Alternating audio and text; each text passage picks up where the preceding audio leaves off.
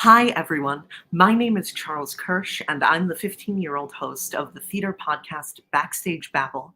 And I am thrilled to welcome all of you to the fourth Backstage Babble Dancers Over 40 Trivia Night. Thank you all for being here. We have some very, very hard trivia tonight, but a very qualified team of answers to try their hands at it. One note for those of you watching at home, please don't put the answers in the YouTube comments before our answers have had a chance to try the questions, as that would spoil the fun for everyone. However, please do feel free to say hi in those comments, as we love to know that you're watching. A little more about how tonight works. There will be 6 rounds of 10 trivia questions on theater-related themes. Our answerers will write their answers down on notepads or index cards and hold them up at the same time. Each question is 1 point with no partial credit, and I'll keep you updated by reading the scores after every other round. The person with the most points at the end wins our special prize for tonight, a Dancers Over 40 logo cap and shirt. Tonight's event is a benefit for Dancers Over 40, an organization protecting the history, legacy, and lives of older dancers. So please consider joining or donating at their website. And please join me in welcoming John Safakis, the president of Dancers Over 40, to tell us a little more about this wonderful organization. Hi, John. Hi, Charles. Thank you very much for that. And thank you for already doing that explanation that I don't have to do. Yes, yes. The important thing about this year is this is our 30th anniversary, which is amazing. This started really in 1994. This is our 2023, 2024 season. And it started in a coffee shop, with 5 dancers that were concerned about their careers and about being together as they grew older. And it also went to more than just dancers, to choreographers and other artists, not just on Broadway, but modern and other, forms of dance as well. So, and now that we added and friends to Dancers Over 40, everyone can join. As you might know, Charles is also a member of Dancers Over 40. So that didn't just loosen the rules for Charles. We made it so anybody who would like to join us can. And you get the benefits of watching the shows that we do on our website, which you can't see normally because there are a lot of equity people and performers. So we only allow it on our membership page. But all the rest is free. And we have a newsletter and other things going on. We have a lovely award show every December at Lips Restaurant. And we start our season on September 18th with our membership meeting, Zoom virtual. And then we have a new thing. We are now doing the Broadway Show League bowling. So we need participants. We are the Sassy Splits. That's our name and our logo. So Charles, if you stay up late, you can come and you can bowl. You'll be a friend of ours. And it starts Thursday, August 31st, 11:15 at Frames, which is the bowling alley at Port Authority. And that allows us to meet all of the other Broadway people, and they get to know us, and we can get that new generation into Dancers Over 40 that we need. So then we do have set our honorees for the Legacy Awards, which are Joe Ahumada from the original Funny Girl, Jill Cook from Dancing, My One and Only, Hollywood, Ukraine, Best Little Whorehouse, Gene Foote from Sweet Charity, Pippin, Chicago, Gene Priest, 42nd Street, Johnny Rush Chorus Line. So it's a great bunch of people. Yes. Now we have 2 events, one for the spring, one for the fall, that we can't announce yet. But they should be really, really big. One is saluting another big star and the ensemble that provided his support. And the other would be something we've never done before, is a roast of one of our big members. And it may be at 54 Below, depending on Rob Schneider and maybe this other lady, Jennifer, I don't know. And I can't go into more detail yet, but that would be our 30th anniversary big deal in the spring. So, Yes. So those are the things that we're doing. And go to our website, www.dancersover40.org, if you want more information. If you want to join our bowling, again, you can email us at dancersover40@aol.com for any other information you want. And that's about it. Thank you, Charles, for all you do for us and your membership and your mother's membership, and, which you do, by the way. Anyway, and enjoy the evening. Have a great time with everybody, with our advisory board member, Lori Tan Chinn, and other friends here that are friends of Dancers Over 40. So take it away. Have a great time. Thank you. Well, thank you, John, and thank you for having us do this every year. Love it. And thank you, Charles. And everyone should be very excited for all of these Dancers Over 40 events coming up. And so now I'm happy to introduce our great panel of askers for tonight. We have Glen Kelly, who's a Broadway arranger and composer, whose many credits include The Producers, The Book of Mormon, The Prom, The Drowsy Chaperone, and Broadway's current hit, Some Like It Hot. So thank you for being with us, Glen. Oh, my great pleasure, Charles. How are you? Good, thank you. How are you? Good. I'm starting a group, Dance Arrangers Over 65. And I'm hoping that goes over well. So I'm sure it will. And next we have Matt Koplik, who is an actor, playwright, and podcaster, who's the host of Broadway Breakdown on the Broadway Podcast Network. So thank you for joining us, Matt. Hi, Charles. Thanks for having me. Hi. And it's worth noting that Matt and Rob, who we will meet in a minute, are returning champions tonight, testing their knowledge once again. And our next competitor is Michael Lavine, known as Broadway's Music Man, has one of the largest collections of theater sheet music, coaches a lot of Broadway's best, and has played numerous cabarets at 54 Below, The Cutting Room, Green Room 42, and every venue you can think of. So hi, Michael. Thank you. Excited and scared. Next, we have Robbie Rozelle, who's a cabaret director for such stars as Melissa Erico and Kate Baldwin, a graphic designer for Broadway Records, and a cabaret singer in his own right with an album out and many shows across the world. Hi, Robbie. Hi, Charles. Thanks for having me. Thank you. And finally, we have Rob Schneider, who's the artistic director of the J2 Spotlight Musical Theater Company, the host of the podcast Behind the Curtain, Gay Card Revoked, and This Was a Thing, and a programming producer at 54 Below. So hi, Rob. Thank you for doing this. Thanks for having me, Charles. Well, as everyone can see, we have a very stacked lineup of answers, and I'm very eager to see who will win. So let's introduce our first asker for tonight. Our first subject for our first round is She Used to Be Mine, Couples of the Broadway Stage. Here to ask the questions is Tony-winning book writer Robert Horn.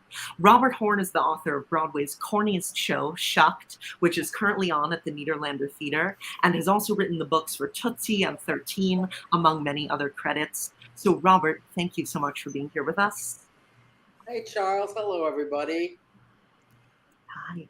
So I guess Hey, Robert. So I guess whenever you're ready, we can start with the first question of our trivia. So easy. It's really easy. My knowledge is so much less than yours. Tried to be hard, but okay. Here's our first question. This Broadway broken up couple appeared together in the original production of Andrew Lippa's The Wild Party. The party was in an apartment that we're told was for rent. All of these clues will have little puns in them, so watch out for those. Yeah, my favorite, that's for sure. Yeah. So, all right, let's see on the count of three. Let's say 3, 2, 1. Let's see everyone's answers. Oh, did everyone know? I had no idea. Oh, God, that is who it is. No, I didn't know. So everyone except Glenn. Yes. Hi, Glenn, by the way. How are you? Oh, hi, Robert. How are you, darling? I just missed the first one. Well, I love this because I get to see people that I never get to see. So it's so wonderful. Oh, that's great. That was the right answer. Yeah. Yes. Yay. Yes, Robert. We know it was the right answer. Oh, okay. Okay. All right. Question number 2. I didn't know it was the right answer, but now I do. Question number 2. After their theater careers dwindled, we cut to 1963 when she was on a mad chase around the country for a fortune while he was making people laugh aboard a Navy vessel, a long way from streetcars and strippers. Yes. And so while our answers are answering, Robert, even though it doesn't relate to the question, maybe you can tell us a little bit about Shucked. Shucked is a musical about corn. Shucked is a musical that we've been working on for about 12 years. Finally came to the Nederlander Theater, and it's just a really fun, really sweet musical by these incredible 2 country music artists, Jay McAnally and Birney Clark, directed by the legendary Jack O'Brien.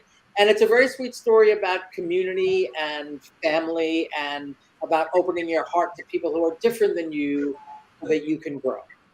And we're just having a great time. It's an amazing cast. Alex Newell and Andrew Durand and Caroline Innerbickler, who is now leaving the show, and we're replacing her with somebody wonderful. And it's a good time. Yes, it is a great show. I've seen it, and I'm about to see it again. So congratulations on it. Well, so now I think we can see the answers to that second question. Oh, God. Well done. Yes, nice job, everyone. Ethel Merman, 849. Am I the only one that's not got one? Is it really that sad? No. No, I didn't know any of it, so don't worry. It gets better, we're all told.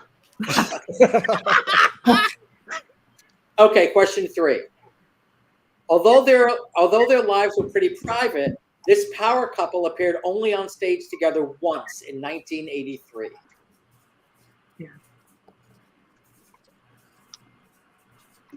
Let's see. I'll say this was one of the ones that I wouldn't have known, that I didn't know. This was mine. Did I get this? This was mine, right? Yes. We should say the audience. Pretty much all of these rounds are some sort of collaboration between me and who's asking the questions in terms of who wrote them. So I don't know. let's see the answers. I didn't say, that's what I said. I said the same as you. Wow. Oh, I was right? Everyone guessed it. Did anyone see that production? Anyone? I on this? Wow. I was dead. I did see that. He had been drinking a little bit during that production, so yeah. Okay, but it was still fun. That was the fun part.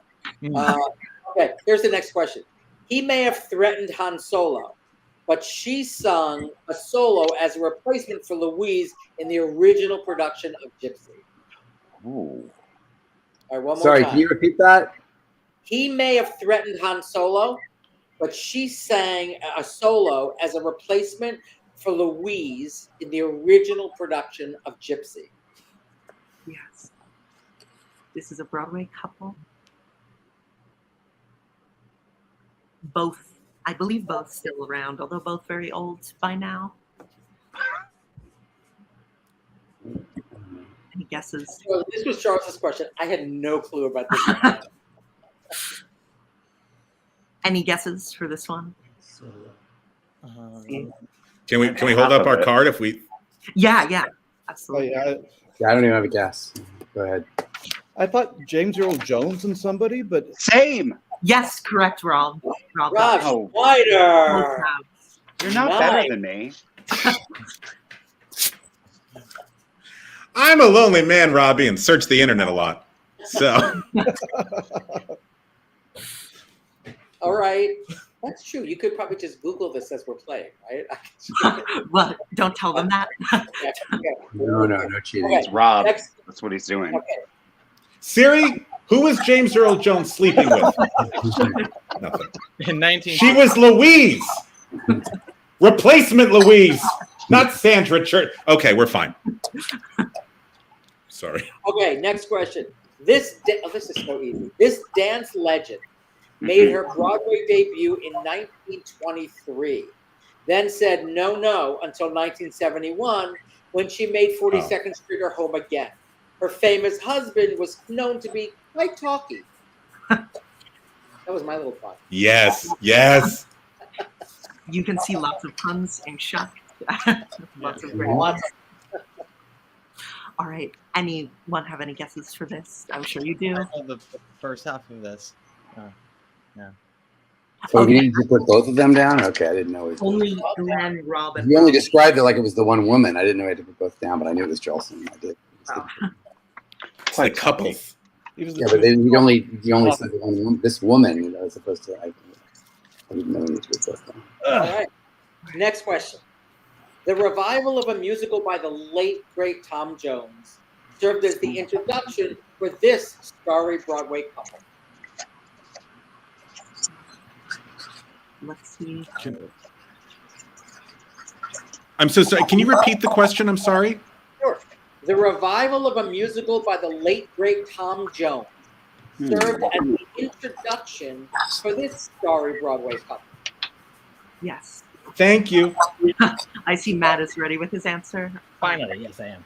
I am too. All right, I think we can show them if everyone's done. Right. I'll be so raunchy. Oh, I got it wrong. Yeah, figures. Who said that? Not me.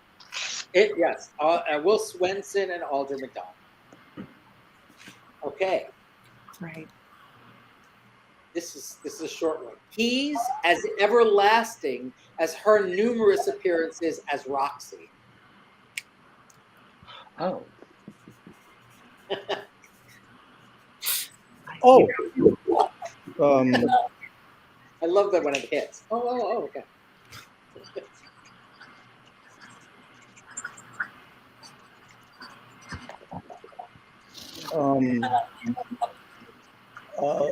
All right. Let's see. I don't know. I just give me a second. I'm trying to remember. Are we doing it? No?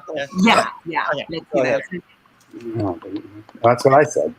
Yeah. Oh, Nice okay. job. All right, I just guessed. I got Terry right. Yeah. Well, You know what? the first part was a Just pun went on. back to see Chicago. What, Charles? What was the first part? Oh, the first part was a pun on Tuck Everlasting. Oh, which Chuck Terry Everlasting. was in. Okay. So got it. then the second part was, of course, for playing Roxy.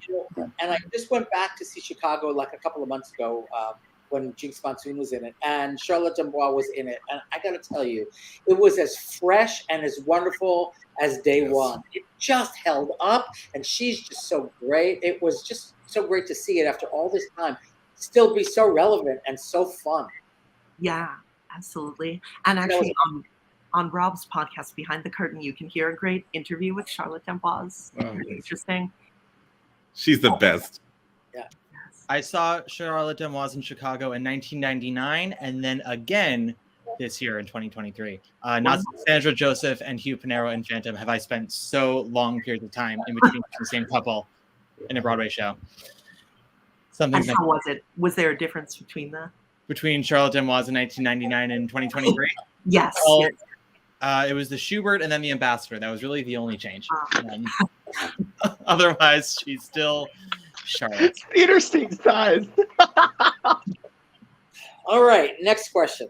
The marriage between this actress and playwright may have ended badly, but at least they had a good doctor between them.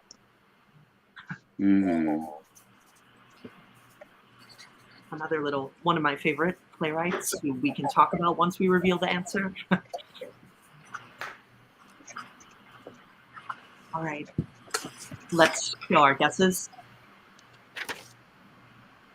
Yes, across the board. I love that, Robbie. Well, he was our colleague, so. Right. I was waiting for Rob to take a sip. Carry on. Right.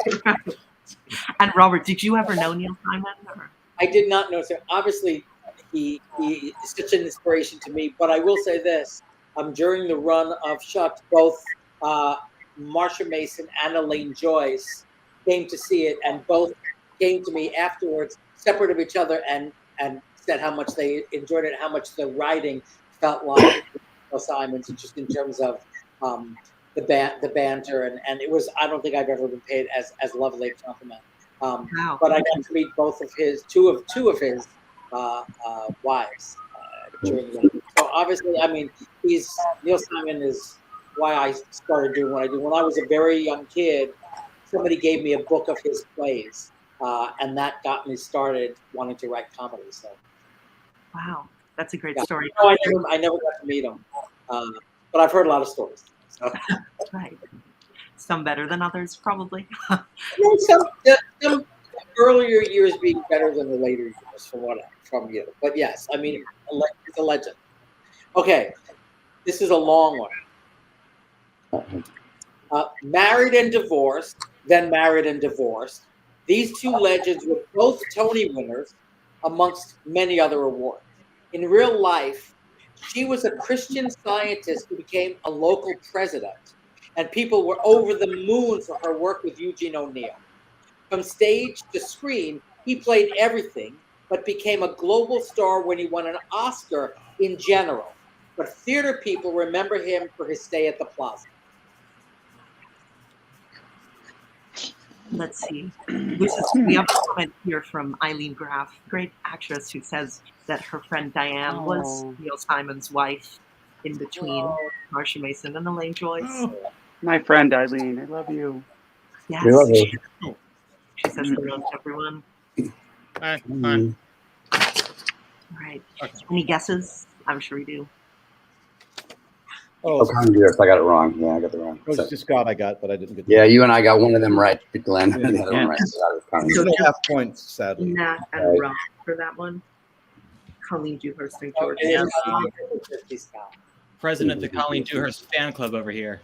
Right? Marilla Cuthbert. Her moon was so misbegotten, Robbie. It's insane. Same. All right, last question for me. Thank God. While he directs high-profile productions of Macbeth, King Lear, Picnic, and more, he adapts plays. Next season, they'll come together and be enemies of the people. But I'll say it one more time.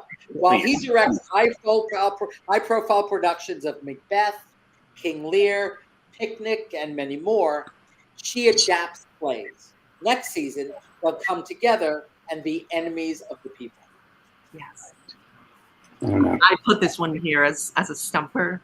Yeah, I don't get it. I don't know it. It's a tough stuff, Yeah, wait. Doesn't get it probably. For this question. Anyone have any? Are we guesses? ready? Oh, sorry. Yes, 1 second. 1 second. Okay. Holding. All right. Okay. Very close. Yes, Robbie gets it right. Robbie gets it. That was the first one. Oh! I wrote that and scratched it out. It's, I don't know. Nice. You know, it's not Robbie. easy being this beautiful. So. Well, thank you all for having me. Letting Thank me. you, Robert. Yes, thank you, Robert. It's great to meet all of you. Truly is. Truly is. Thank you. This was great, Thank and you. everyone should go see. thank you, Robert. Thank you, Robert. Thank you. Doesn't too hard, but I love you, Robert. All right. So with that round concluded, it's time to bring on our next guest. And so a little proviso about our next round before we start it. Sometimes with these virtual events, we do run into technical issues. And unfortunately, we ran into one today. Our next guest has a little bit of mic trouble. So what we're going to try to do is unmute her to ask the question and then remute while everyone answers it. Our next round's theme is diversity on Broadway, a history that often doesn't get as celebrated or talked about as it should. And here to ask the questions on that theme is Lori Tan Chinn, who's appeared on Broadway in M. Butterfly, Lovely Ladies, Kind Gentlemen, and G.R. Point, and who you might know now as the grandmother on the series Aquafina is Nora from Queens. So Lori, thank you so much for doing this. Oh, We'll unmute you. hello. Can you hear me? Yes. Yes. Okay. Ready? Yes. Who originated the role of Ivy Smith, Miss Turnstiles, on Broadway in On the Town 1944? All right. We'll mute Lori while you think of your answer to that. A great actress who I think actually recently passed away, more recently than you might have expected. I listened to that album yesterday, and I can't remember. Any thoughts, any guesses? Bravo, Michael. Yes, correct, Michael. I'm the only one who knew it. Nobody. Oh, and Robbie. Yeah. So we got it. All right. I will unmute Lori for our next question. Who starred in the Sidney Poitier role in the musical version of Lorraine Hansberry's A Raisin in the Sun? And let's mute Lori again. Version of Raisin in the Sun, which I think there was maybe a rumor that was going to be encores at some point, and hopefully that does happen because it would be great to be able to see that. Yeah, Lori did the really tough ones. Yeah, I don't have any guess. Right? All right. Oh, can we? Rob, go. Yes, correct, Rob. Nice job. Any other? No one else knew? All right. So I'm unmuting Lori for our third question. Who started out as a background choral singer, toured as William Warfield's understudy in Porgy and Bess, and sang background vocals in Harry Belafonte's hit song, Day-O.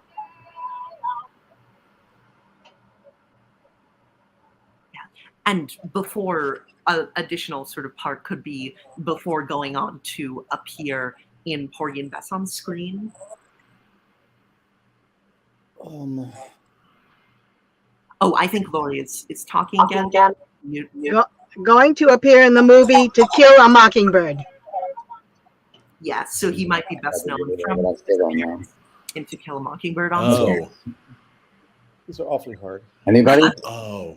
They are. They'll. Mind at work. Genius at work. That's Any thoughts? Rob's writing something down, I think. Right, Rob, or no? No. The answer Wait. Because he did Lost in the Stars, I think. Yes, correct. Yeah. Right, Rob. Great job. Rob has been the only one to get the last two questions. So I knew Rob was going everyone else will catch up. Enjoy your hat.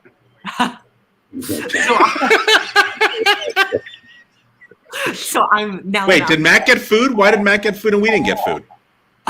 No, I'm not very, very famous. I get perks. Yes. We had food sent over. It was in his contract. So now here's question 4 from Lori. Who was the first African-American female director-writer on Broadway, 1972? You want a hint? Sure. Don't bother me, I can't cope. All right. I think a lot of people should know that. Oh. I know we have Got it. We might have dancers over 40. Did you do it yourself? Are we writing it down, putting it down? Yeah, let's all show our answers. Only Rob gets this one. Yeah, as that's well. what I thought it was Mike Carroll, who is the director. Nick Carroll. Mickey Grant wrote it. Oh, damn it. I know, I thought I was wrong. All right, I'm unmuting, or before I unmute Lori, I should say we might have Dancers Over 40 member Damon Evans watching tonight, who was in the original production of Don't Bother Me, I Can't Cope. So an interesting fact there. And I'm unmuting Lori now for question 5. Okay. What Jurassic Park star was in the singing dancing chorus and understudy to Alvin Lum in the role of Eglamour in Joseph Papp's production of Two Gentlemen of Verona, 1971? Lori's yours are so hard. They are, and I think subsequent rounds might be hard as well, but then it might get a little easier by then. This is where Rob and Robbie pull Jurassic Park? Jurassic Park star, yeah. The actor Okay. went on to be in Jurassic Park and many other things, including some other Broadway shows and movies. This is wrong, but All right. Yeah. Any guesses? I don't know. Yes, Rob gets it correct again. Oh, that's so interesting. Oh, I did? Yes, it was Jeff Goldblum. Oh my God. Nice job. So now I'm unmuting Lori for question number 6. Okay, I just want to say Jeff Goldblum started as a dancer, so that's why he was in the chorus. And he was also, like me, a member of an African-American dance company. So he was a dancer first. Okay, the next question. Yes.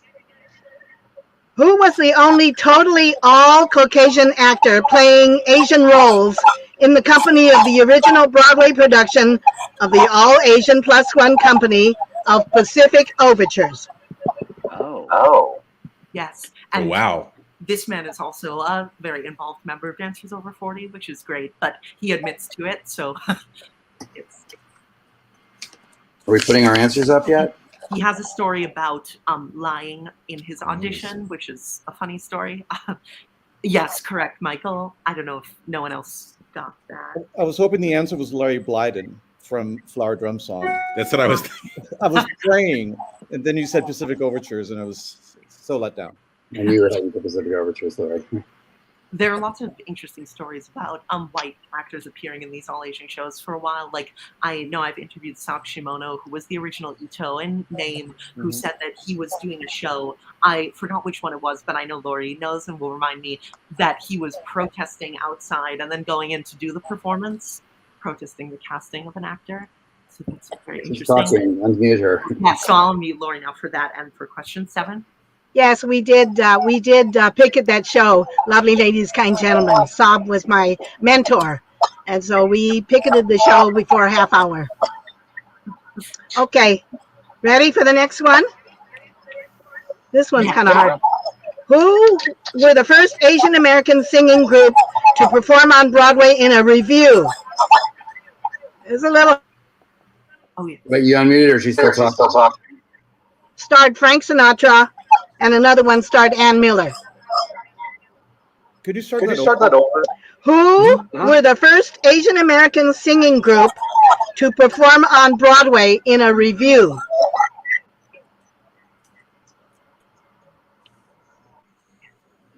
To 40s. 1930s to 40s. Yeah. Any guesses? I wouldn't have known this, but it's an interesting kind of piece of history to know. Tell us, Lori.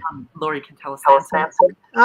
The Kimmies, also known as the Kim Lou Sisters, a group of 4 singing dancing sisters who had fame and popularity and sometimes billed as the Chinese Andrew Sisters in the 1930s and 40s. They were the very first Asians on Broadway. Cool. And there's a documentary that their daughter, Leslie Lee, has made about their lives. Wow.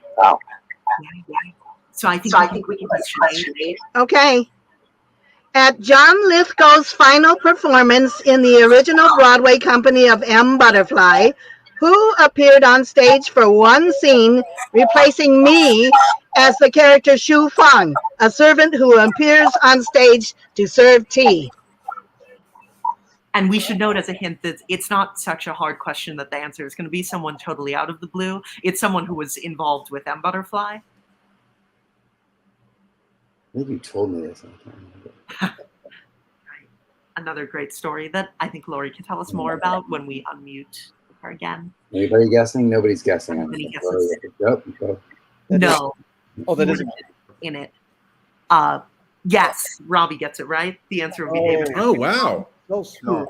And Laura, you can tell us about how that happened. Okay, I was getting ready to come on the stage to be the servant to serve a teapot with 2 cups of tea, and all of a sudden I was blocked. They took off my costume and put it on David Henry Hwang, and he walked on the stage. Lithgow had a habit of giggling, and you couldn't stop him if he started laughing to get through his lines. So they really got him.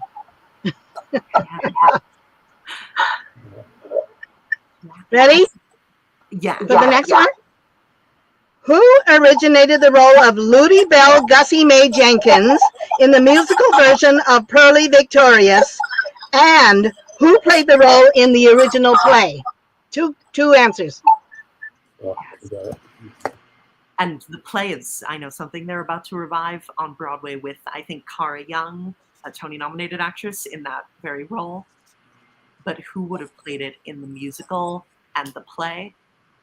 Any ideas? One was half of a famous Broadway couple that we didn't cover last round. Oh, is it Ruby Yes. D? I remember more, but Right. Unfortunately, everyone else only got half, but nice job, Rob. That is the correct answer on both counts. All right, now I'm unmuting Lori for question 10. Okay. Well, I just want to say that Melba Moore just had her star on the Hollywood Walk of Fame on the 10th, just recently. So when she sang that song in Pearly, the musical version of Pearly Victorious, it created such a flood of young singers using that song. So that record store on 48th Street, 49th Street was just bombarded with sheet music.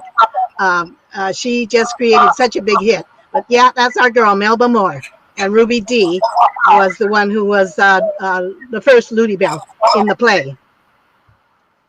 Ready? This is the hard one, I think. What 19-year-old Asian actress debuted on Broadway in the title role in Paul Osborne's 1958 play, based on the novel by Richard Mason, opposite William Shatner? And the play would be The World of Susie Wong. Wait, you gotta unmute her. I got it. Thanks, Charles. That's not helpful, though. Not helpful. Right. Any guesses as to who it might be? No. All right. Well, Lori can tell us the answer. I'm The answer is France Nguyen. Nguyen. The World of Susie Wong. She was 19 years old. And the director, Josh Logan, liked her work so much that she cast her in the film version of South Pacific. She was Liat. So although there was no choreography for that happy talk when she does that whole thing, it's been known every time there's a stage production, when they sing that happy talk, they expect that the Liat uses that. But she went on to play one of the mothers in the Joy Luck Club. And now I think she is a scientist or something. She just kind of left the business and she is a professional scientist. Wow. And that's. Yes. Lori, thank you so much for doing this for us today. We're so glad we could make it work despite the technical issues. Thank you. Thanks. Yeah. All right, so I'm quickly tallying up the score for the end of the first 2 rounds, but you can unmute and talk amongst yourselves as I do this. Yeah. I'm sure I'm down to nothing. You guys, Rob and Robbie. What are you, Robbie? Offer only. I'm not winning. Glenn. I'm not winning, but I'm learning so much, and I think that's more important. Yeah, I'm learning. Yes. I'm learning. Glenn, how's life? What are you working on now? I'm kind of between jobs, as the saying goes. I just finished Some Like It Hot. I might be retired. What? No. I'm old. I'm ancient. No. We getting Social Security. We can't lose you. Please. We can't lose you. Thank you, though. All right. Rob, you have a concert coming up. Yes. I do on Thursday. It's 54 Key Stage Musicals with Mr. Lavine, and we're going to start our concert off with a tribute to Tom Jones. Yes, and I actually also have one coming up on August 28th. It's Backstage Babble celebrates the Tony Awards with Austin Pendleton and Penny Fuller and others, so that will be very fun. So our scores I now have at the end of the first 2 rounds. We have Rob in the lead with 13 points. Followed by Robbie with 10, followed by Michael with 8, followed by Matt with 7, and Glenn with 4. Oh, okay. So that's where we're at right now, going into our 3rd round. So our 3rd round, our next asker will be asking questions on children's musicals on Broadway. And who is more appropriate for this theme than Janine LaManna, who you may know for her iconic performance in the musical Seussical in its original production. She's also starred on Broadway in Ragtime, The Drowsy Chaperone, and Sweet Charity, among others, and off-Broadway in Woman of the Year, which Rob directed. So now we have actor against director here. So Janine, thank you so much. Oh, shit. Hi. Hi, everyone. She's like, I got revenge. Hi, Janine. I'm your child myself, so we chose this topic for me. Hi, guys. So nice to see everybody. Yes. All right, you ready? It's a good You too. It's good. It's going to be good. You ready? Yeah. May I start, Charles? Yes. Okay. In the 1997 revival of the musical Annie, Joanna Pacitti was famously replaced in the title role even after winning the reality show contest to play it. What was the name of the actress who played the role once that revival reached Broadway?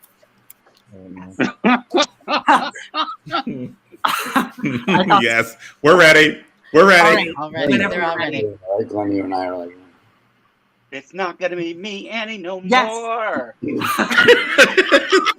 Glenn, you and I are like, pause. And does someone want to What language are they talking? Does someone want to Explain explain what? the whole kind of legend of this Oh, story? God, yeah. Take it, Robbie. Take it. Joanna Pacitti was, she won a contest at Macy's to be Annie. There was Dateline following her, and Barbara Walters, you are going to be the next Annie. I can't do her lisp. It's weird. And then out on the road, she got bronchitis, and so they bumped up the kid playing Molly, Brittany Kissinger. They were like, take the day off, and then fired her. And so suddenly this 7-year-old replaced her, and Joanna went on like the talk show circuits, specifically on Diane Sawyer, where she famously said, "It's not going to be me, Annie, no more."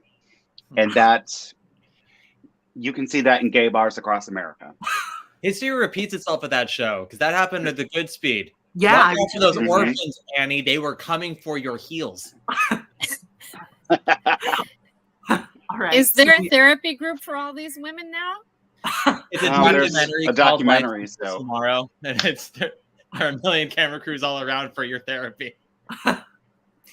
all the rejected Uh, Annies. Right. God help Yeah. those actresses. So Okay, ready for the next one? Yeah. Can you Yes. name 2 actors who have portrayed the Cat in the Hat in Seussical on Broadway?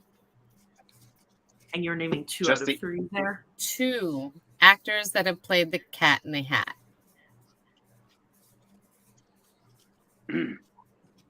So Ginny, you can maybe tell us a little bit about Seussical while we're some of your Sure. memories. Well, a similar thing happened to the Cat in the Hat too, as the same Annie. So there are I lots of mean, correct answers, right? yeah, just don't Right. leave the theater. You never know who could like replace you. There you go. No, oh, okay. Oh, wonderful. with Let me Shiner. see all of this. Yeah. Okay. Oh, When I okay. say Good. You're all right. Yes, You are I mean, Shiner. Yeah. I was right. unclear. I forgot if it was Dave or David Shiner, so I was like, I'm gonna put that in the signing. Do the 2 that I know. I saw them all. I only saw I You saw did? that show 6 times. I was the one. 6 You're welcome. times? Yeah. I didn't have Wow. disposable Janine got income health at that time, insurance Robbie, so because I I only saw kept it the seeing once. Seussical.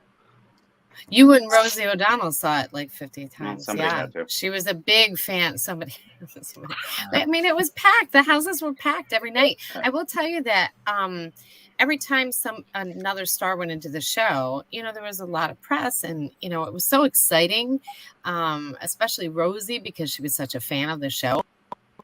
But when Aaron Carter went into the show as JoJo, he brought such a wealth of teenage fans to the theater that during his entrance, we could not hear the orchestra anymore. wow. So we've got David Holzenberg giving us the downbeat, because we were lost, all the things you can think. We didn't know where we were. We couldn't hear the orchestra. There was so much screaming. It was like being at a Taylor Swift concert. So it was crazy. Amazing. Wow. When I saw it was Kathy Rigby and Aaron Carter, and I remember that it was quite Yeah. fun. Well, I'd wanted to see Seussical for months at that point, and no one would take me. And when Aaron Carter went into the show, I looked at my entire family with the wrath of Elaine Stritch, and I said, "If you don't take me to this now, I will never forgive any of you." So I got to see it with those 2, and you, Janine. I of course saw you. Iconic in that Yes. blue dress. I know. So fond memories. Okay, moving on, guys. All right. Although he starred as the titular role only in the movie version of Beauty and the Beast, this actor has made several Broadway appearances, including The Rothschilds and The Pirates of Penzance. Who is he? Yes. And actually, another movie that I believe he was in, The Outsiders, has just, or is maybe just about to announce that they're coming to Broadway this season. Oh, I yeah. had such a crush on him. Oh my god. Who didn't? Well, I'm guessing, but this is Right? I don't know. I'm just Who didn't? Let's show our Ready? answers. 1, 2, 3, bam. Oh yeah. Right. Oh, There we it is go. Robbie Rozelle. Right. Of course Yeah. it Which is. is Robbie, Robin, Matt. Ice castles? Ah, come on. Yes, ice castles. Well, Maureen Right? McGovern. Who's better? Maureen Oh. McGovern. Oh, Oscar nominated, Oscar won. I Through the think. eyes of love? Come on. Yes, I could start singing it now. Please Okay. do. so- Please! Is she gonna do it? I got 2 drinks. No. You guys gonna sign it, man? I'll do it as share. Okay. So That's got it. Number 1. Okay. It's so good. This season, Back to the Future was adapted into a stage musical that transferred from the London stage. Which 2 actors star as Marty McFly and Doc Brown? Yes. Oh, fuck me. I knew it would be Here, hard. you need here. Okay. Can you repeat the end of the question? Oh, that Which it was- 2 actors star as Marty McFly and Doc Brown? Okay. And yeah, I knew. I have to admit, I knew. I was hoping it would maybe trip some people up if we went for something as recent as Back to the Future. That seems like obvious, right? Yeah. wait. I'd love to see Leroy Williams. And He He's fabulous in it. He does the matinees. He plays Marty McFly, You're right? getting arrested, Rob. He's Marty McFly. It's our history. It's our history. I have a story about a DeLorean. No.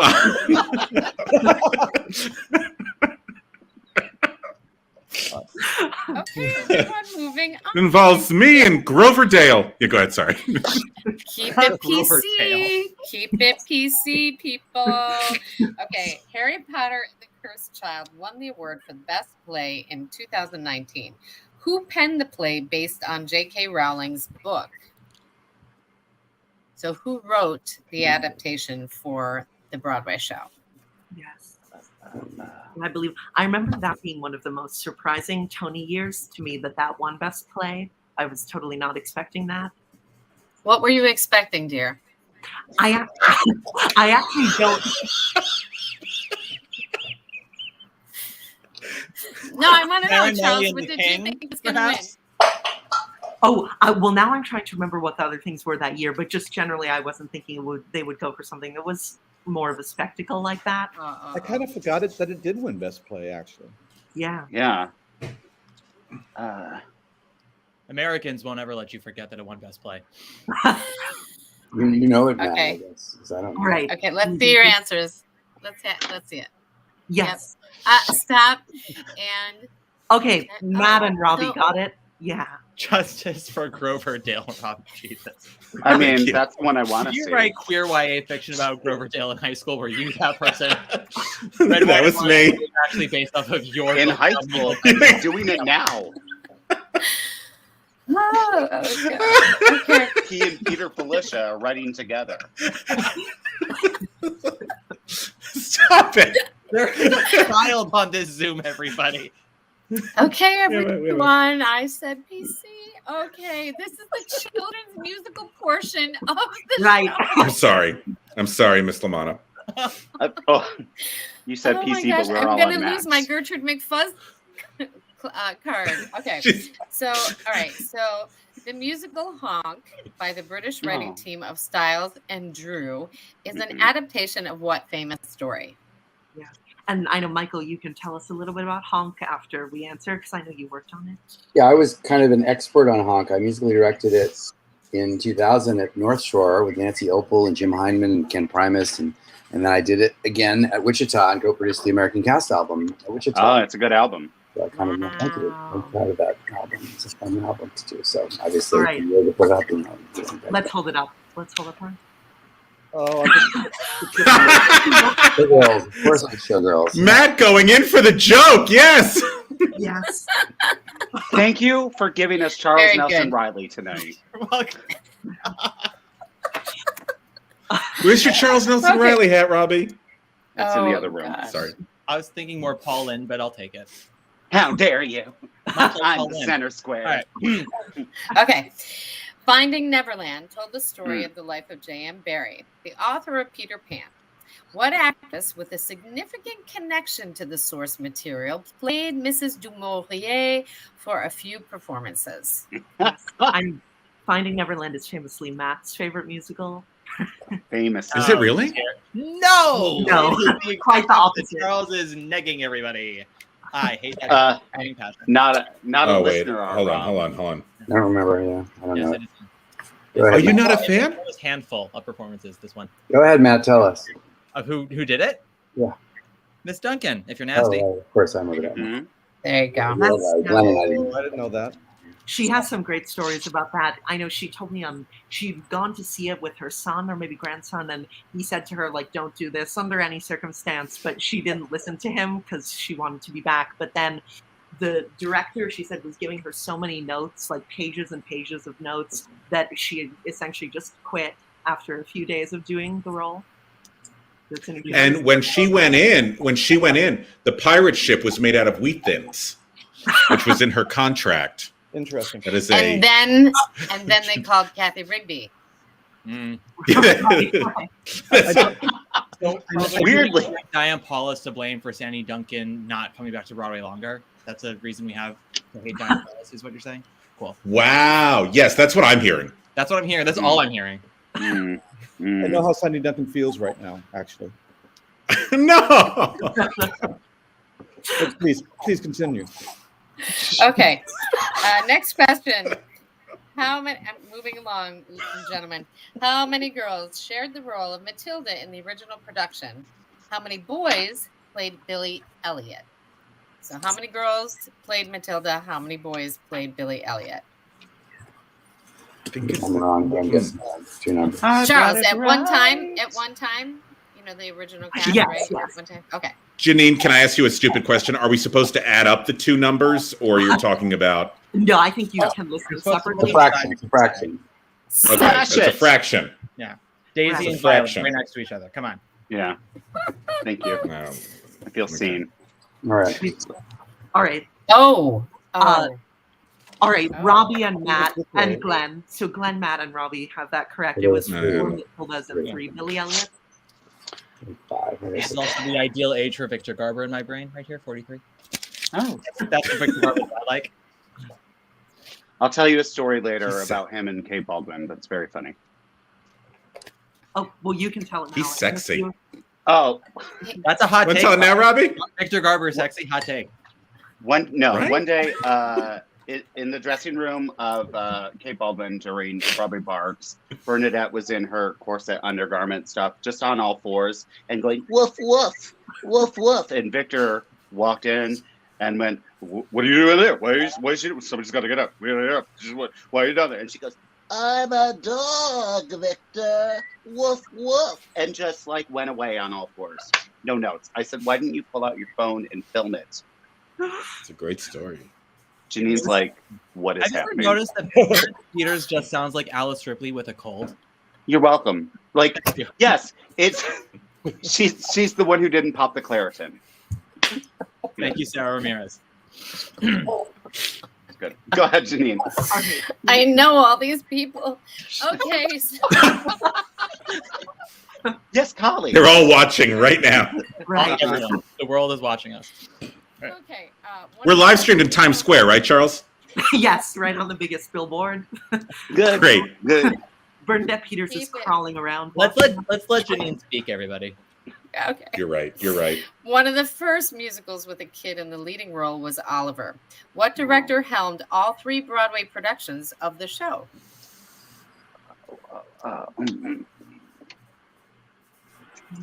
What director was alive for all 3 incarnations to do all 3 incarnations of Oliver? Ooh, this is not right. And were they long? Were they stretched out like over They a were, period of time? Well, it was were like one 25 was- years. Matt knows. I don't know. Matt, what do you? I really don't know. Right? Yeah. Oh, yes. Robbie and, Oh. Robbie and Matt. Oh, Michael, was that what you said? I didn't have it. I have Peter Oh, Hunt. okay. Who got it? Who got it? Robbie and Matt got it. Robbie and Matt got it? The productions were one was the year after the first one, so that almost doesn't really count as the revival, and then the other one was in the 80s, and it had How old was he? Later, yeah. I don't know, but He that was one had 900. that one had He was over 40. Let's say that. right. You like the designs? Nothing wrong. He Nothing wrong with fired dancers over the 40. first Oliver for the revival on the first day of rehearsal, supposedly. That's what Lavine says. Wow. Is that true? Wow. That's what she said. Listen, it's her book, so take it with a grain of salt because it's a Taylor Swift album. But she says that on the first day of rehearsal, he fired the Oliver, and she was like, Jesus Christ, I'm next. Wow. Do you know who that boy was? It was Brian Kissinger, Brittany Kissinger's brother. And she said, I will take revenge for my brother.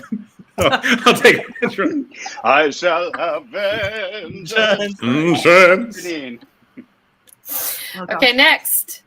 In the original production of The Wiz, Stephanie Mills starred as Dorothy. What was her one other non-solo Broadway credit, which starred Shirley Jones? Oh. What was her one other non-solo Broadway credit? Right. It's fitting. I didn't realize that today would be the day that they announced the Dorothy for this revival of The Wiz. Yeah. But it makes it fit that much better. And the other fun fact about that revival of Oliver is, of course, that Ron Moody was playing Fagin again, in addition to the same director. And the same set. Oh, Yeah, right. in that same direction. Yeah. Same keys too. Patty wasn't pleased with that either. Oh wow. Patty displeased? So weird. Say, is it a Broadway show? Patty LaPone is pleased. Janine knows her. Let's shut up. I know her. I mean, she's my oh, Italian sister. I can't say anything bad. Right. All right. Let's see the answers. Maggie Flynn. All right, I didn't get it. I Maggie didn't Flynn. remember that. Nice job. Wow. All right, that was it. I mean, All sure, right. it has to be Broadway credits. Oh, Thank you, Janine! No, Thank Janine, you so can't much. Yay, Janine. This was a great round. Thank you. Good. You all did great. Yes. Glad to know you. Thanks, like Janine. these musicals. Yes. All right. Thank Yes. you. All right. Bye, Janine. Bye, guys. You're back. Yes, right. All right. Our next round, the theme is the musicals of William Finn. And to ask the questions, we have one of his primary collaborators, the great Michael Rupert. Michael Rupert, of course, originated the role of Marvin in March of the Falsettos and Falsetto Land off-Broadway, as well as Falsettos on Broadway, and appeared in William Finn's Elegies. And his many other credits include Tony-nominated performances in The Happy Time and Sweet Charity, for which he won. So, Michael, thank you so much for being here. Let me just bring him on. Thank you, Michael. Hi. Hi, guys. Yay! Hey, Michael. Hey there. Hi. How are you? I'm good. I'm great. Thanks for the great intro, Charles. Excellent. You're So Charles and I talked about doing a few questions about Bill Finn and his musicals, and so let's start with the first one, okay? Yeah. The song "What More Can I Say" from Falsetto Land. It was originally called "At the Break of Day," had the same music but entirely different lyrics, and was written for an unproduced musical adaptation of what Sherman Brothers property? Interesting question. Michael, this Really interesting question. not to put you on the spot or anything, but this question just occurred to me while we were talking about William Finn. What did you think of the revival of Falsettos? I thought it was terrific, actually. Yeah. I thought everybody was great, yeah. I mean, it was just great to hear all that, all his work again and to get to see it, But I thought it was terrific. Right. All right. Does anyone have any guesses? Mary Poppins? I mean, Mary Poppins. Yes. You're exactly right. In the after March of the Falsettos, a little bit in the 80s, Bill decided that he wanted to write a version of Mary Poppins, but do it much more like P.L. Travers had written it, which was much darker, and that's what he really wanted to do. And the song "What More Can I Say," actually, the music from that was pulled from his trunk for Mary Poppins. Okay, I wanna hear it. Wow. Yeah. I've never heard it actually, but I need to. Okay. In the early 1980s, after Falsettos was on Broadway, Neil Marin and Craig Zaden actually were developing a film version with Jim Lavine for a new production arm that Disney, of all companies, was creating for like art films. I was actually going to play Marvin in this movie. Who was going to be cast as Wizard? That's right. And in the how long 80s? did this movie get? In the early 90s, in the 90s. Right after Falsettos was on Broadway. And how far did this movie get before it? And not very far, because this whole art film kind of arm that Disney wanted to do just never actually happened. It just kind of fell apart. But Right. everybody was like in talks about doing this movie version. Yeah. All right. Let's see. Does anyone have I don't any know, guesses? guys. Can I give you two? Absolutely, yeah. Tell me which Wow. one you think is right. Patrick Matt Swayze. and Rob. Matt and Rob. Patrick got it. Swayze. Well done, Matt. Well done, Rob. How did you both know that? I'm just curious. What's that? Well, I'm good friends with Kirk at Prayer Circle, Sure. and he told We me. knew it. He's like the wind. No, there. Okay. Charles, Okay. I'm sure you can relate to this. I used to make a pastime in my high school days of reading old articles from like the Times and a variety of like movies and movie musicals in development. So, like, you know, Into the Woods, and when Chicago came out, like all the things Miramax was going to do. So it was just in one of the many, many articles I remember reading of being like, okay, I guess that's a bingo card, Patrick Swayze and falsettos. Right. Totally. And Charles, Pat and I were up for the role at the same time, and I used to see him in the waiting room a lot. So that's what happened there. Exactly. Okay, here's the next question, guys. I had in Legally Blonde, the musical, I worked with an actress who she played the role of Chutney in the musical.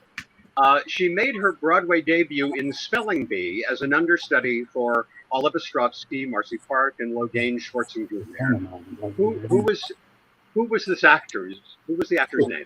She's a friend of mine. Actress and writer, Michael. She's also a writer. You're right. Absolutely. You're right. Like I might be missing an A in this name, but the answer is correct. Just letting you know. Liking her name, completely not going to know. She's a friend of mine. I can't I think don't of her know, name, guys. and I I'm know who sorry. it Right, is. of course. Yes. Yes. But you're Yeah. right there. Matt Robbie, excellent. Yeah. Kate Weatherhead. Yep. Submissions Only is a masterpiece. Everybody should get into it. Oh, yeah. Okay, here's the next one, guys. What Tony nominee for a late 60s musical, The Fig Leaves Are Falling, played Gordon Schwinn's mother in the first workshop at the Public Theater of A New Brain? Yes. It's interesting, all the actresses who have done that role. I know Penn What? Miller did it as well later on. And I'm Yeah. gonna I had no idea about this. Me neither, but I'm guessing. right. Can I get that? Can I get a recording of that? Is she All right. is she a Tony-winning actress? She went on to win a Tony in one of the Okay. biggest shows of the 70s. Yep. There's another. Yep. Yep. Who is it? Oh, I should have Dorothy guessed. Loud. Yeah. Dorothy Loudon. Nice Absolutely. job. Yeah, You we did pajamas. in about 1997. We actually did the first workshop of A New Brain. I actually played Gordon, Wow. and Dorothy Loudon played Mom, and Greg Edelman played Roger, and the musical director and vocal arranger was Jason Robert Brown. It was at the Public Theater, not Lincoln Center, and it was really fun. We had a great time, and Dorothy was bloody amazing. She was just great. Michael, do you have that in your archive? Are you going to pull that out and throw it on Instagram one day? Yeah. Yeah, you better. Yeah, it's very possible. I'll have to talk to Will and see what he can come up with. I want to say one Dorothy Loudon thing before we move on. Yeah. Go. I don't know if anybody knows this. If you read either Not Since Carrie or Second Act Trouble, both books about major flops, Dorothy Loudon played the Shelley Winters role, the mom, in the musical version of Lolita, My Love. And if you read both books, they claim to realize the problem was audiences were so in love with Dorothy Loudon that when she died at the end of Act 1, audiences didn't care about Act 2, and that's why the musical didn't work. And when you read it, you're like, sure, that's why it didn't work, not because they're trying to make Lolita a musical. That's Dorothy Loudon. Actually, Dorothy's very first show, The Fig Leaves Are Falling, on Broadway in 1969. I auditioned for that show when I was in the Happy Time, when I was a kid. Wow. I was like 16 years old. And I just remember it was one of those, even as a 16-year-old, I thought that was really one of the worst auditions ever in my life. I was so bad. I don't know why. And I think Gene Sachs was directing it. And poor Gene, like, so kind to this terrible actor. I don't know why. Anyway, that's just a bad audition. You gave it to David Cassidy instead. Yes, exactly. It was David Cassidy. Okay, next question. The original title of March of the Falsettos was The Pettiness of ... What form of prejudice? And Michael, were you working on it when this was the title, or? What do you say? No. I'm confused by the question. Can you repeat the question, Michael? I'm sorry. I sure can. The original title of March of the Falsettos was here's the title: The Pettiness of ... What form of prejudice? Oh, okay. Right. So I the see. pettiness of something. Got it? Does anyone have any guesses? No, yes. No guesses. I don't know. No. All right. Oh, Yes. Yes. Very What does it good. say? Robbie got it. Misogyny. What is it? Sorry. What did it say, Robbie? Misogyny. How did you Oh, misogyny. Yes. The original March of the Falsettos actually had 3 titles before March. No, it had 2 other titles before March of the Falsettos. The first one was The Pettiness of Misogyny, and Jim Lavine told William Finn, "I'm not going to direct a show called The Pettiness of Misogyny." And then Bill Finn said, "Well, what about 4 Jews in a room bitching?" And James Lavine said, "I'm not going to direct a show called 4 Jews in a room bitching." And then he came up with March of the Falsettos. Anyway, that's it. wow. Wow. Okay, next question. William Finn, along with Jim Lavine, they were working on a musical based on a book in the early 90s. The workshop, it never got beyond workshop, but the workshop starred Tony Award winner Jared Emmett. What was the musical? Right. Rob is nodding his head. Yes. Yes. Finally, I Yes. got one. And Rob, What was the musical? Ready? Muscle. Yes. Oh. Great. Michael, Robbie, Rob, all 3 you got it. Excellent. Yeah. And it's Yes. it's worth noting too that Lawrence Loritz, who's another board member, I believe, of Dancers Over 40, actually did the choreography for some of those workshops of Muscle. Oh, really? Yeah. Yeah. Oh, that's And who great. else wrote a score to a show called Muscle? Sondheim, Steve. Yeah. That's right. I starring our forgot that. beloved Michael. Michael Hayden. I have it. Yeah. You can sing it to all That's two. right. If you come over, Okay. Michael, I'll sing it to you. Okay. Here's a question about elegies. Bill Finn's Elegies, a song cycle. Elegies went through several different versions of us just in the rehearsal room at Lincoln Center, where Bill would just throw we each would try out what songs worked best on this. You know what I mean? Because it was a song cycle. And what actress who appeared in that show and in 2 Broadway shows this past season was When the Earth Stopped Turning, specifically originally written for, but she didn't perform it in the show. Right.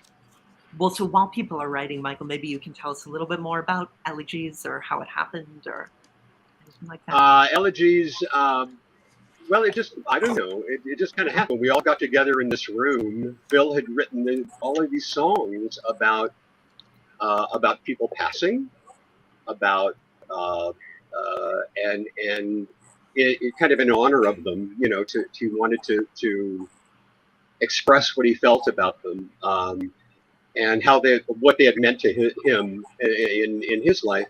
And Graciela Danielle directed and just got us all together in this room, and we just started learning these songs and singing them and playing around with them, and it was really kind of a beautiful little show, I think. Yeah. So everybody got answers? Yes. Mm-hmm. Yeah, Matt, Robbie, Yes. Rob, All right. Michael, everybody. Carolee Carmelo, yeah. Bill had originally written that song for Carolee, but Christian Borle ended up singing it in the show, if I'm not mistaken. But isn't that right? Carolee sings it on the Infinite Joy live album. Yes, she does. She does. Absolutely. Yes. Okay. William Finn wrote the songs for what animated movie that featured the voices of Elijah Wood, Jennifer Love Hewitt, Peter Gallagher, and Jon Stewart? Animated movie. No. It looks like Robbie is writing. Looks like I know. I know Robbie too much writing? about William Finn, y'all. That's written. No idea. No Any idea. movie All that right. had Jennifer Love Hewitt Answers? in it? Answers? Yeah. Hunchback 2? Nope. Brave little. The Brave Little Toaster. Nope. No. He did though. Oh, What did he was write it? that? Yeah, but that's fine. Well, maybe He that's another. did though. He wrote. It was the not. He wrote the music for the Adventures of Tom Thumb and Thumbelina. Oh, wow. Do you know Yeah. if that's available anywhere? I don't. I really don't know. It Do would you know, make Robbie? sense. It's got to be available someplace. It's not streaming anywhere, but there's also two Thumbelinas because there's the one that Barry Manilow wrote with Carol Channing and Barbara Oh Cook. yeah, you're And right. Jodie You're right. Benson, Yeah. Robbie. Don't you dare forget to mention Jodie Benson. Who? No, Carol Channing as singing "Marry the Mole." That's my shit. All right. Charo Okay. too. Charo's in it. Okay, here we go. Question number 9. Chip Zines, Steve Bogardus, and I have all played Marvin at one point. What show did Steven play Marvin in?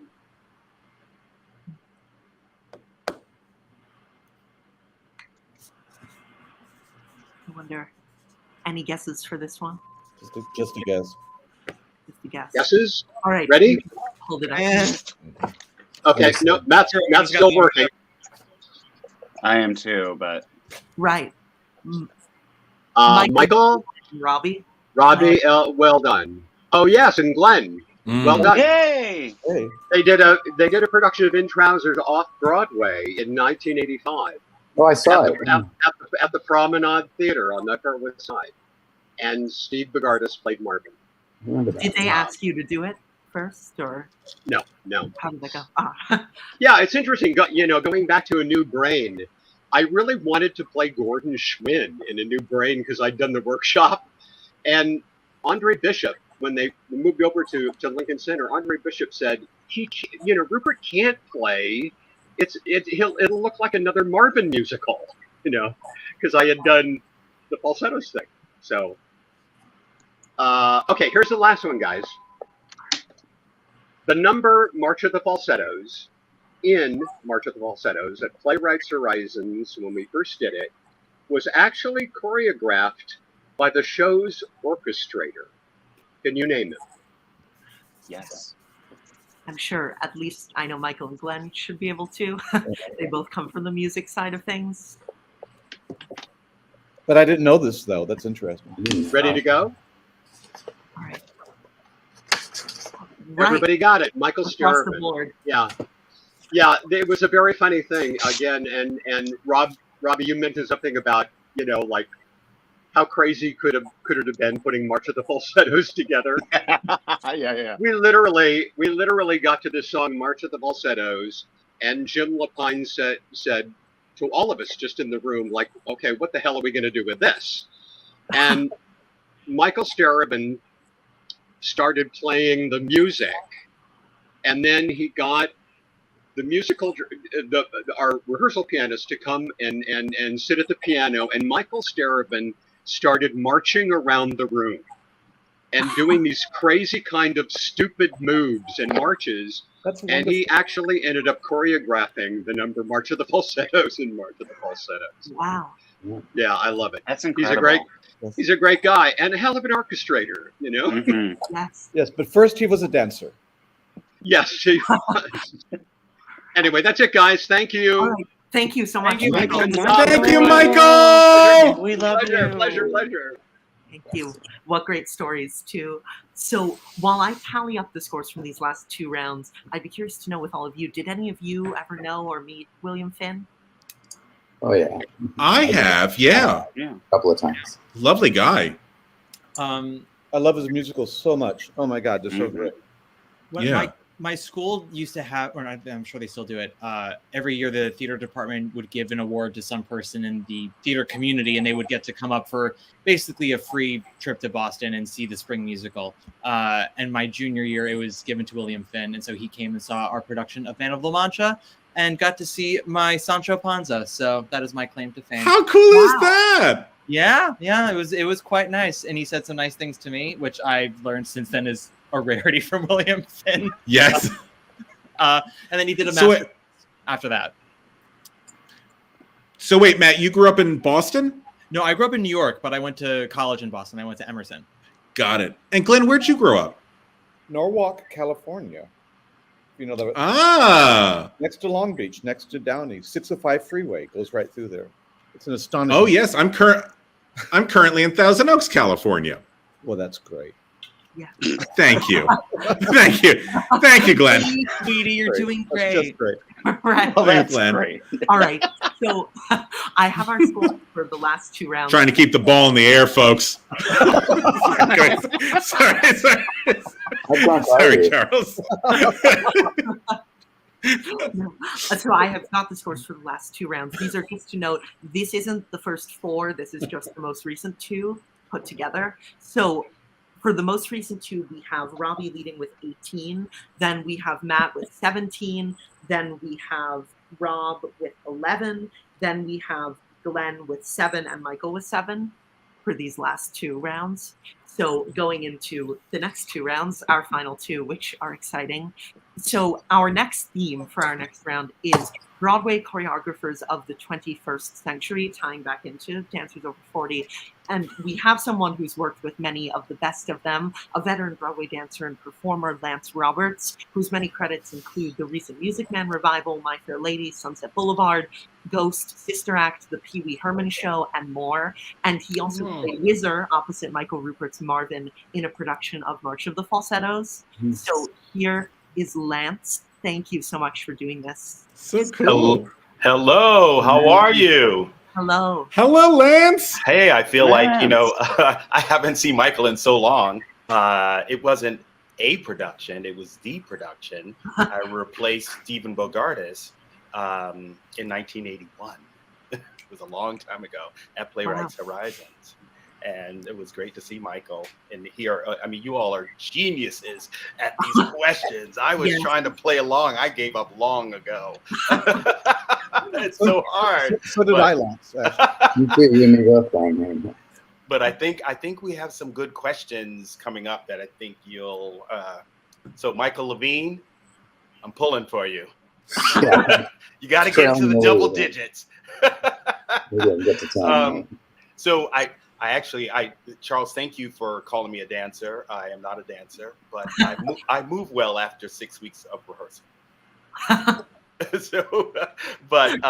Our first question is, Andy Blankenbuehler choreographed Hamilton and Cats, but earlier in his career, he danced in a revue honoring what Broadway choreographer?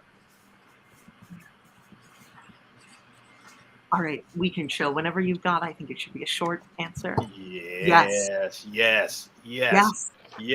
Everyone is putting up the one and only Bob Fosse. Oh, Charles, maybe that's why you think I'm a dancer, because I was in Cats. Except for I sat on the tire. I was the understudy to Old Deuteronomy. I was the tire, so. You were the tire. Thank you. Oh my God. Oh, I do have a story about that one. It's like the first time I went on, I didn't get a put in, and we were at the Schubert in Los Angeles. It was a sit down, and I had never been on the tire. Well, when it goes up, there's all this dry ice and fog and things like that, and on the hydraulic. Well, I didn't know that I apparently get vertigo. And so Kim Criswell was our Grisabella. And so as I'm trying to go up past the Russell Hotel and send her off to the Heaviside layer, I wouldn't let her go. And she had to look at me and says, Lance, I gotta go now. Because I was afraid. I was like, oh my God, I'm gonna die here at the Schubert. It was crazy. But we actually we have another longtime Old Deuteronomy watching, Jay Aubrey Jones. Who says hey hi. Jay! Jay's here. I know Jay. Oh my God! Oh, it used to be so much fun to come back to the mothership when Cats was at the Winter Garden, and I would see Jay there. It was so exciting. Oh my goodness! And he lived on my mother's street. I'm from New York, and she lives on the Upper East Side, and so did Jay. So it was great seeing him. All right, now this next question. What major Broadway star did Warren Carlyle direct in their solo show and choreograph in their most recent Broadway role, in a show that I think I also appeared in. Major Broadway star. Yes. Okay, this is easy. Major. Major. Yes. Major. Not Major. minor chord, but a major chord. Yes, yes. Yes. Oh, and it is Hugh Jackman. All right, so moving on. Camille A. Brown has been Tony nominated twice for Best Choreography for plays. Can you name either or both of the plays she received those accolades for? You'll get it. Plays. Sure can, Lance. Hmm? I said I sure can. I love Camille. Yeah, you'll get just for scoring purposes, you'll get 2 points if you name both, and 1 if you name just one. Sounds beautiful to me, Charles. Okay. All right. And All right. Rob gets 1. Matt gets 2. And I was still writing, anyone but else? it's Oh. Okay. Yeah. for Yeah. Colored Girls and Choir Boy. And Choir Robbie Boy. gets Yes, two. the answers are for Colored Girls and Choir Boy, that's sort of amazing because she also does musicals as well. Now, this next question: before becoming a choreographer in his own right, who did Dennis Jones assist on Legally Blonde and other shows? Ooh. Well, so while people are answering, Lance, I was wondering if you could tell us a little about the Music Man and Warren Carlisle, and what that was like. Well, it was phenomenal. It was great. Coming back after the pandemic and being in a musical that made people that happy was probably one of the greatest gifts that I've ever received as an actor. I mean, we do as performers in all the arts, whether we're, behind the scenes or whatever, there is a lot of gifts that you get, but to go out there and actually, I saw the way people were looking at us, especially during the bows, that I will never forget that as long as I live. Because they were thirsty. They were hungry just to be happy and to be, when we get into that box in that room in the dark and we all decide to have this experience together, I could truly, truly feel them more than any other show that I've been in. And it was just, you were talking about, Janine was talking about Aaron Carter. Every night when Hugh Jackman came out, it was just like we just had to hold. It could easily be a minute. And I think it's been on YouTube. There's times when it was almost 3 minutes. We'd have to, they would be so excited to see him. And so were we. Right. That meant we were in a hit show. And these things are hard to come by. So it was really thrilling. All right. So our last question was, before becoming a choreographer in his own right, who did Dennis Jones assist? And it is Jerry Mitchell, full out. How could I not Mitchell. remember his name? Oh, God. That sort of brought in, because of course, Michael Rupert was in Legally Blonde on Broadway. As the Victor Garber role, bringing it full circle, everybody. Yes, exactly. And Lori Tan Chinn and I were in Jerry Mitchell's show, Halftime, or sometimes called Gotta Dance, where we played dancers over 60. But I just want to tell you people, I was a ringer. Okay, I'm just telling you. All right. So, okay. I was a ringer then. I'm no longer a ringer. I qualify. All right. This year's Tony winner for Best Choreography made their choreographic debut in 2005, working with Mike Nichols on a musical that was just announced for a revival.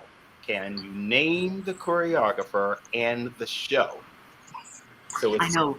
Wait, the show that he won for? So, this year's Oh, Tony that he made his debut. winner, right? Yeah. But name the choreographer who made his debut in 2005, working with Mike Nichols on a musical. That was just Glenn Gilmore, that's right. Right. You better know. Glenn, you got me my house seat for Chicago. Okay, let's see those answers. Ooh, we got Casey Nicola and Spamalot. And what was that, Michael, that you had? Oh, there, Casey and Spamalot. All right. Oh, we're supposed to put the show too. I'm sorry. Yes, and I am available for it. And you're offer only. Lancelot is open, Robbie. We're just saying. Yeah. Right here. I'm sure, Leslie will let you do the matinees, Robbie. I feel like he's watching. Okay, so now jukebox musicals have gained prominence on Broadway in the 21st century and are often noted for their excellent choreography. Which choreographer counts among his credits Mamma Mia and Tina? Oh. Yes. You can tell us about this choreographer, Lance, after we know his last name. Say the answer. Yeah. Wait, hon. I have his last name down. 1 second. I need to. Okay. All right. Are you sure you have his last name spelled? I sure do. I know exactly how to spell his last name. His last name enough? And what are the answers? Yeah. Yeah. His last name is Van Lost. His lost name, yes. And Lance, you worked with him on Sister Act? I sure did. He was fantastic. It was so interesting because a lot of the Sister Act choreography, it felt like band choreography because, there was lots of marching and all these patterns. And I found out that's what he did when he was younger. He choreographed bands and cheer squads before he started working on the West End. Wow. And it was very interesting to see that style. All right, so our next question. Bill T. Jones directed, choreographed, and wrote the book for and conceived what popular Broadway review in 2009? Bill T. Jones. You might not. I will say I hadn't thought of this show as being associated with him. I guess I just didn't know. So you'll probably know the show. You just might not know that it's his project. Yes. Bela. What did you have, Michael? I had It Ain't Nothing But the Blues. I was just thinking. That's good close. Yeah. Good one. But the correct answer is Fela. Here's another question about my buddy Christopher Wheeldon. He won the Best Choreography Award for his ballets in what adaptation of a musical movie? Is this about the dances that he choreographed for New York City Ballet? No. This is the question again. I'm so sorry, Lance. Yes, it's he won the Best Choreography Award for his ballets in what adaptation of a musical movie? Got it. But it was a Broadway show. Some of the best choreography I think I've maybe ever seen on Broadway in that show. Stunning, gorgeous, gorgeous. Okay, we ready with some answers? All right. American in I built the stairway to paradise. Yeah. Oh, now this is very exciting, and I think this is. Okay. This female choreographer has become a go-to for Sir Andrew Lloyd Webber, collaborating with him on School of Rock and Bad Cinderella. Can you name her? Oh, God. And a fun fact is, for those of you who watched our trivia contest last year, she asked questions about Andrew Lloyd Webber. So she did. I can't remember. God damn it. She's so sweet. Yep. Damn it all. Should we show? I guess. And That's it. Yeah. And the correct answer is, Robbie, you have it? Yes. Joanne Hunter, exactly. Or her full name, Joanne M. Hunter. Fantastic. That's awesome. I worked with her. She used to assist Stroman on stuff. Yeah, she's so fantastic, so fantastic. And I just found out because she was on this AAPI thing that she is also Asian American. And I didn't know that. So that it's like, with the lack of diversity, we forget that sometimes people, you don't even know what they are.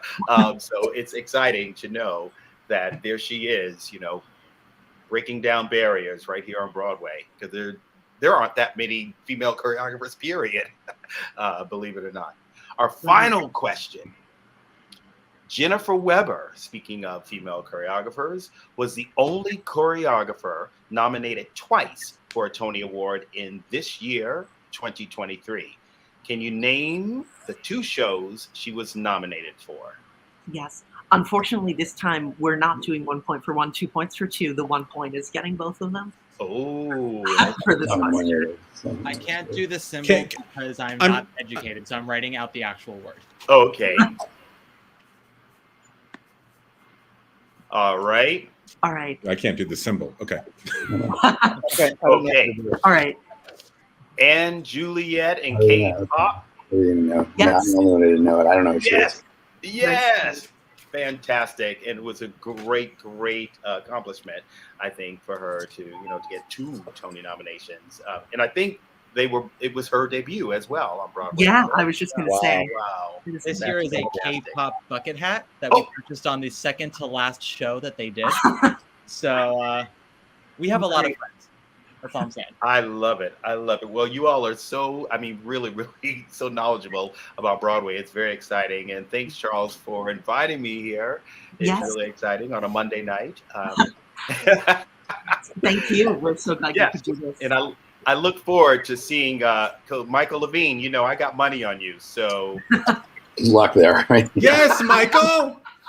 Oh no! Come on. There's one more person asking questions. You got to get them all. So I'll be watching. And good luck to you all. Ciao.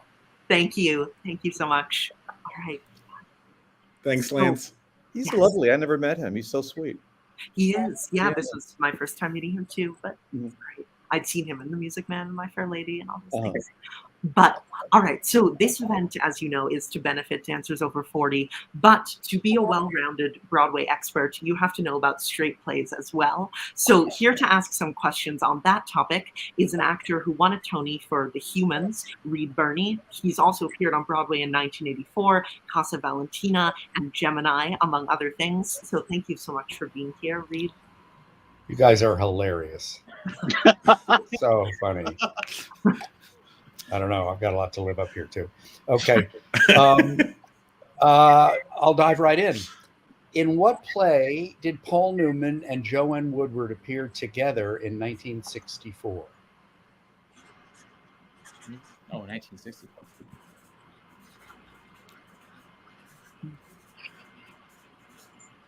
Any guesses? Yeah. No. Okay, Matt's got one. This isn't right, but it's the only thing I can think of.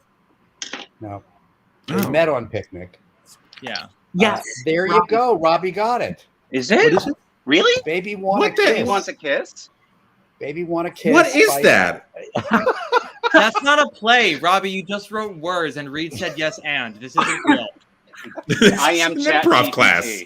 It was a big flop, which was really surprising because they were both Yeah. sort of at the peak of their sexiness and stardom. And it was at the Little Theater, now the Helen Hayes, and it was written by my James God. Costigan, and it was a big flop. Yeah. Wow. Did they do other shows on Broadway together? No. That was weird. He directed her in Glass Menagerie. The movie version of Glass Man. Well, it started as a play at Williamstown and then went to the Long Wharf, I think. And then he directed her in all those movies. But yeah, I think that was the only play other than Picnic. And he was the understudy for she was the understudy, I think, in Picnic. And he played Alan and then replaced for Hal. That's wow. Yeah. Apparently, Josh Logan said to him during that, he said, "You have no idea how sexy you are." And He saw Logan him- would know. And look, Nice. exactly. Yeah. Logan never met a play he didn't want a half-naked man in. That was the go-to guy.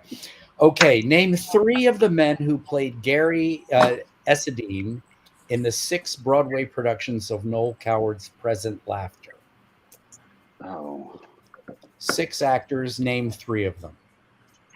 And unfortunately, this is another one of those questions where the 1 point is you have to get all 3. Okay. All right. Broadway only, right?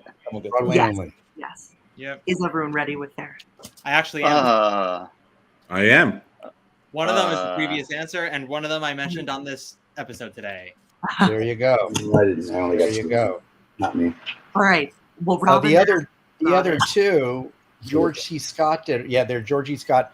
Clifton Webb was the original. Oh. It wasn't Noel Coward. Now there you go. Albert Finney never did it. He replaced. He replaced. Yeah. I can Google it, but I don't want to fuck something up. Anyway, yes. Oh, I did But it not doesn't know. matter. Okay. And Noel Coward did the revival of it in the 40s. Okay.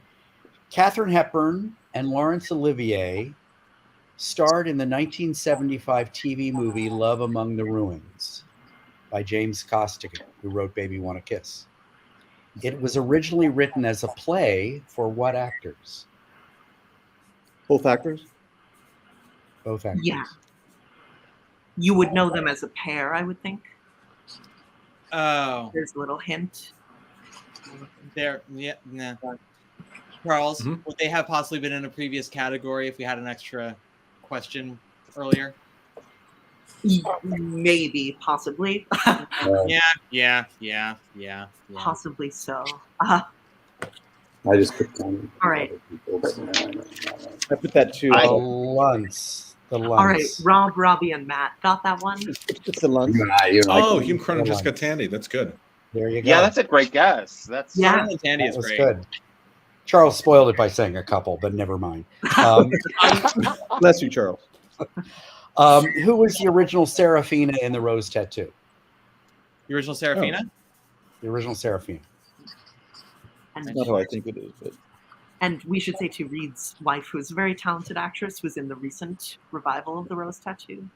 Mm-hmm. Yeah, I know this is wrong, but Anna Magnani did the movie. Right. It was written for Anna Magnani, and then she couldn't do it. I don't know why. She didn't want to do it. She was too insecure with English to do the play. I bet that's right. Yeah. Oh. So all right. So Mo got to take over, and I guess was pretty good. Name 3 of the 5 theaters torn down to make way for the Marriott Marquis. Oh my God. Oh God.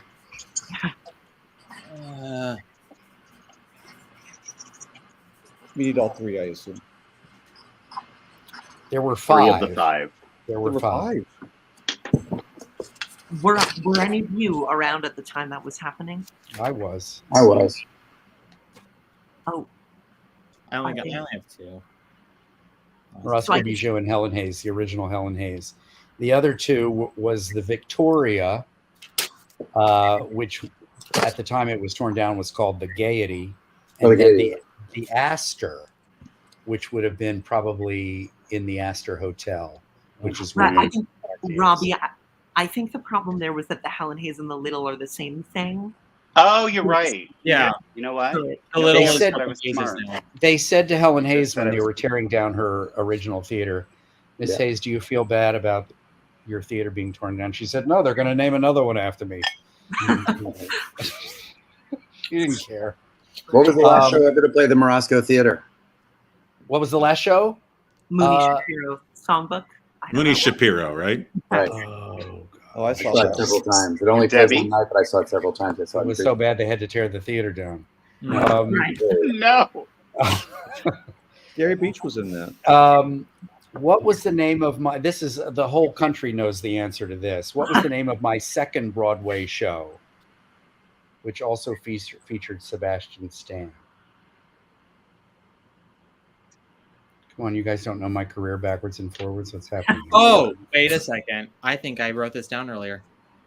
I think I have it. Reed, give us a clue. What was your first Broadway show? Gemini. That's what I was going to say. 1975. Gemini. Not the 75, 77. Right. I purposely left this one out of the credits I read at the beginning. I thank you, Charles. That won't help, right? That's right, Picnic. Yes. That's what I wrote. That's right. It was 35 years between my first and second Broadway show. But who's counting? Sebastian Stan Reed. Sebastian Stan, yeah. There's the famous picture of him shirtless coming out of the house. Oh, you think I don't know that, Reed? Is that on the wall? You were an ally. Yeah. he had that body because he was in preparation to do a Marvel movie. So Paramount gave him that body, and then we were the beneficiaries of it. Wow. For the play. All of us were. All of us were. In what play did Colleen Dewhurst and Jason Robert star in 1973? Did you see this play, Reed? Twice. Wow. I heard it was incredible. It was like once to this day, it's one of the greatest theater going experiences of my life. Yeah. And I'll never see another production of it because it was perfect. Wow. Sure. What is it? Oh, right. The Misbegotten. You guys all got it. I didn't get it. That's right. No. There was a moment in the play, he tells his big monologue and collapses drunk and sobbing in her arms. Fade out. 5 seconds, lights come up. It's supposed to be 6 hours later, and he's been collapsed in her lap for the whole time. And I don't know how she did it, but Colleen Dewhurst looked like she had been holding him for 5 hours. It was Oh my God. an unbelievable transformation in seconds. And I was friends with Franny Sternhagen, who was doing The Good Doctor, earlier question, and saw her after the show. And I said, I don't know how Colleen Dewhurst does it. She must have to get to the theater hours beforehand to prepare. And Franny said, oh, no. Actually, Jason's mad at her so much because she can't stop teasing and cutting up and pinching people as they're walking on in places. She just did it. It was unbelievable. It's amazing. Yeah. Who were the composers of the musical version of Look Homeward Angel? And we know, those of us who listen to Rob's podcast know he has one of the few recordings of that musical. God, I hope I got this right. Oh God, I'm going to be embarrassed. That's right. Yeah. I was Forgive the spelling. Sorry. That's right. I wasn't even Do you gonna guys have try. any intel on those two? Where they are now? They've got to be very No, well. I don't know if there's. Michael, do you know anything? If they're still think alive? they have, but I don't know whatever they are. I asked Don Scardino a couple years ago because he had been in Pearly and he was in Look Homeward Angel, and he had no news of them. I think Gary is in LA. He's got to be in his 80s. He was bipolar, so he probably just went underground. But I don't know what's happened to Peter Udell. What are their big hits? To know. They never wrote another show after Look Homeward Angel. They never had any- Okay, in what 1970 play did Frank Langella make his Broadway debut?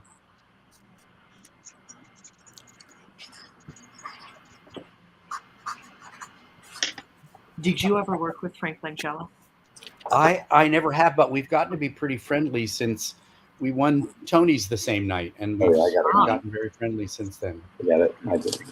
You're right. She's still right. Okay. All right. Does anyone have a guess? Seascape. Oh, Seascape. Right. Yeah. Oh well. Dracula was the end of the 70s, I think, right? 78. Yeah. Okay. All right. This is easy, you guys. You'll get this. Who played Lenny Bruce in the original production of Lenny? And this is our final question for the night. That's I don't important. remember. I don't have it. There you go. There you go. I didn't know it. There you go. Yes. Pretty good, guys. Yes, great job. All right, so, Thanks, Reed. yes, thank you. I tried to it's gonna- stump you, but I couldn't. I couldn't do it.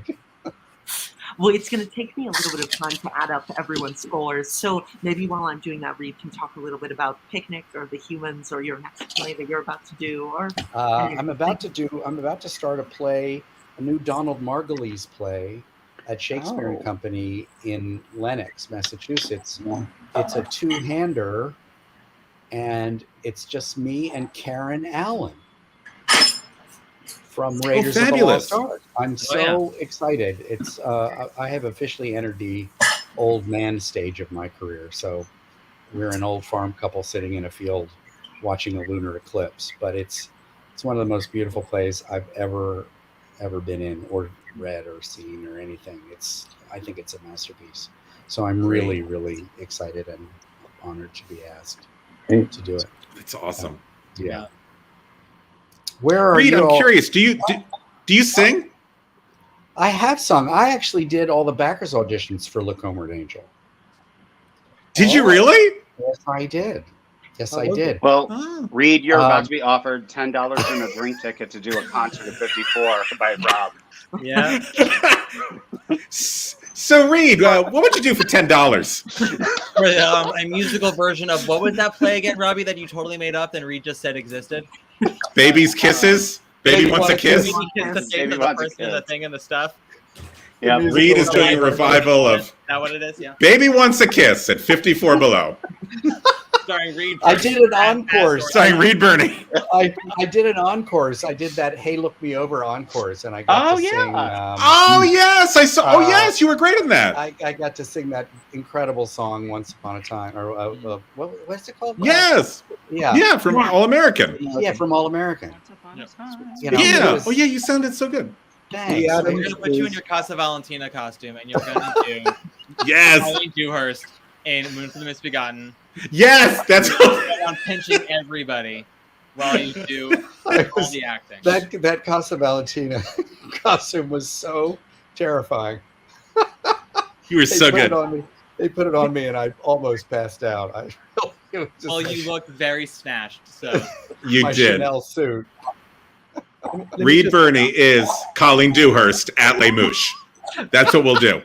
That's it. We figured out our show. Robbie, get on it. We figured.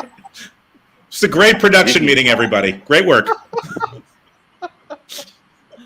Offer. Yes, he's. Offer only. Robbie's his Rob? agent now. We know he's offer only. Rob, why are you in LA? I got family out here, and I have a theater company in the city, and my producer lives out here, so I come out here to visit him. Oh, so you're just visiting.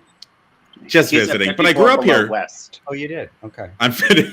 Yeah. Where did you grow up? Did you grow up in LA? I grew up in Delaware. Oh. Yes. Well, we're a little west. Yeah, you're west of Delaware. Yeah. We're a little west of Delaware. Honest to Charles, did you have fun, Charles? Glenn, Michael, did we all have fun? I had fun. What are we plugging? All right. Let's go around the room. We know about Les Mouches with Reed. I feel like Joe Franklin. Robbie Rozelle. I'm sorry, Charles. You got it? Sorry. All right. I do have the final scores for us. So I'll read them last to first. So last shit. we have Glenn with 21. Then we have Michael. Yay! Then we have Michael with 22. Then we have Rob with 41, Matt with 42, and Robbie wins with 46. Oh, wow. Congratulations. Robbie Rozelle. What does he get? He gets a cap and t-shirt. From Dancers Over 40. He gets Leave an the offer. cake. That's what he gets. I am. He gets both of them? Yes, I think so. Last time I was Well, on I this, am I over got 40. cap only. Oh, they got a cap. For it, Charles. I have Listen, to stick with my K-pop bucket hat. drinks on me, y'all. This is some bull right here. I'll see you all at characters. Robbie. Grizzly pear. Yes. Robbie, you want to make a speech or anything? Congratulations. Thank you. Stream my album on Spotify because I would like to get guacamole on my Chipotle. Yes. Yeah, you understand. Of our Melrose American teen princess herself. Robbie. Yeah. Oh. Yes. Okay. Well, thank you so much, Reed, and thank you to all of you and everyone who watched. Yes. It was great.